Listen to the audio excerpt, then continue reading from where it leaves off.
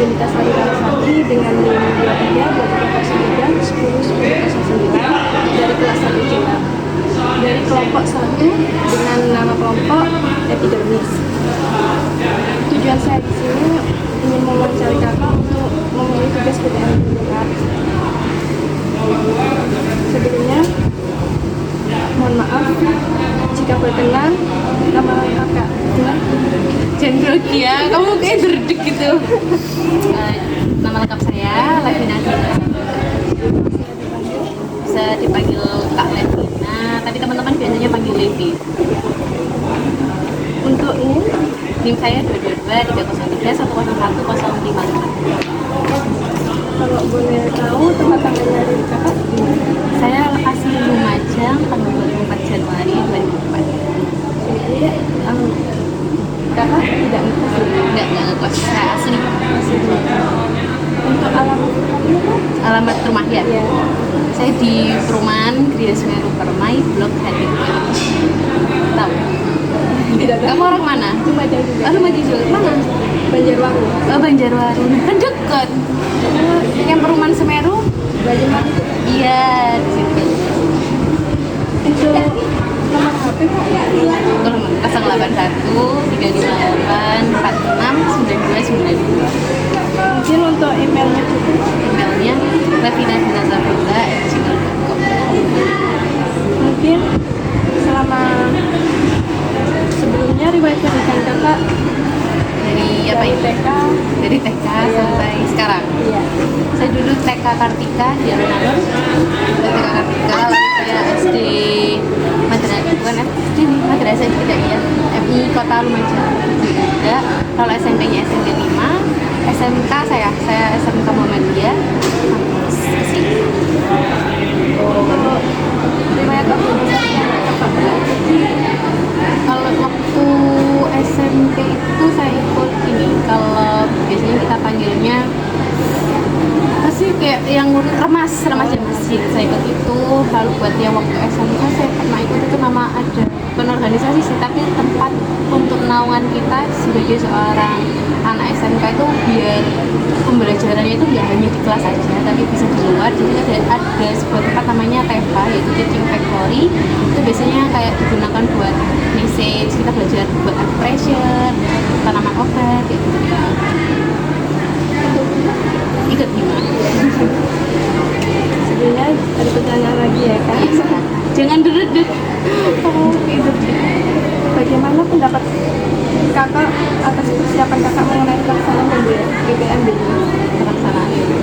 Kalau ditanya ke rasanya atau persiapannya itu pastinya bukan hanya untuk PPMB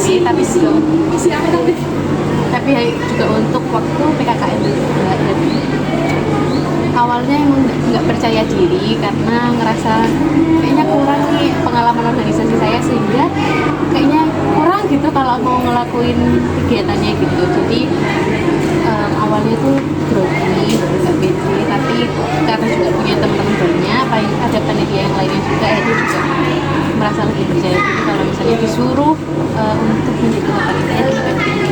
Dan alhamdulillah dari teman-teman juga persiapannya juga sangat matang. Untuk selanjutnya, mengapa PPMB ini menjadi acuan persyaratan bagi mahasiswa baru di saat kelulusan?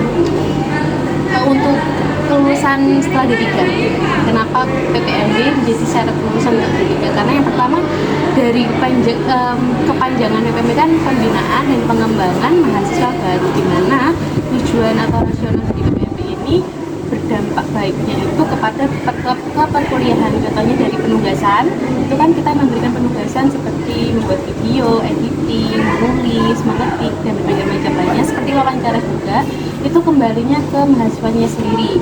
Kalau ini terkait dengan wawancara ya, kalau di tingkat 1 kan ada yang namanya komunikasi terapeutik. Nah itu juga bermanfaat buat wawancara ini. Kita juga bisa bagaimana sih kita wawancara yang baik untuk nantinya ke pasien.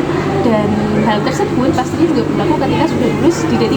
Masa kita nggak mau komunikasi ke pasien itu tanpa ada pertama persiapan apa aja, terus gimana sih cara meyakinkan pasien kita terhadap kita sendiri gitu. Jadi menurut saya sangat penting buat rencana kelulusannya. Dapat baik itu kan. Baik. Gimana cara kakak untuk membagi waktu saat menyelesaikan tugas dengan kepanitiaan? Ini berat juga, tapi caranya itu kita lihat dulu mana deadline yang paling deket. Kalau misalnya deadline paling dekatnya penugasan kuliah, ya kita nyelesain yang penugasan kuliah tersebut, tapi juga tidak melupakan atau menterleburkan kepanitiaannya aja gitu. Kalau penugasannya dulu ya penugasan, kalau di kepanitiaan kepanitiaan. Yang terakhir nih kak, pesan dan kesan untuk maba tahun ini apa ya kak? Pesan dan kesannya semoga maba tahun ini lebih baik daripada maba tahun sebelumnya. Bukan artinya maba tahun lalu itu buruk kan, tapi semoga lebih baik, dan semoga maba tahun ini juga lebih berprestasi, lebih pede dalam dirinya tuh punya apa gitu. Jadi kita kasih tempat untuk menaungi dia pengennya apa, dia jagonya di mana. Semoga itu bisa dia membuka dirinya untuk apa ya, berani ikut lomba, menunjukkan semua hal itu ke masyarakat luas. Baik kak, terima kasih kak atas meluangkan waktu untuk mewawancarai. Assalamualaikum warahmatullahi wabarakatuh. Waalaikumsalam.